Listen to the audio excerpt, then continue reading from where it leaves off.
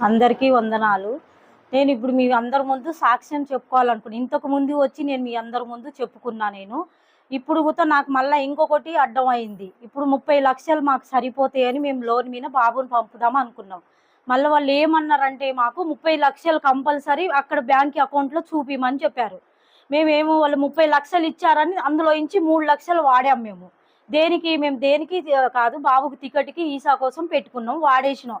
అక్కడ వాళ్ళు ఏం చెప్పారంటే 3,00,000 మాకు ఇక్కడ చూపిస్తేనే మీకు ఈసా అప్లై చేస్తాము, లేకపోతే ఈసా క్యాన్సల్ అయిందనుకో మళ్ళీ సంవత్సరం దాకా మీరు ఆగాలి అని చెప్పిండ్రు. ఏం చేయాలి అని పాస్టర్ గారికి ఫోన్ చేసి ఇలా చెప్తే, ఏమీ లేదు, ఎవరికి ఏమైనా దేవుడి మీద భారం వేసుకొని ఎన్ని రోజులైతే మీ ఈసా వస్తుందని మీరు అనుకున్నారో అనుకొని నువ్వు ఉపాస పార్థాలు ఉండి నువ్వు చేసేసి నీ సాక్ష్యం చెప్పుకుంటానని చెప్పుకోండి అన్నారు. వాళ్ళు ఎట్లా అన్నారు, నేను అలాగే చేశాను. శుక్రవారం రోజు మీటింగ్ అయింది బాబుకి ఇక్కడ హైదరాబాద్లో.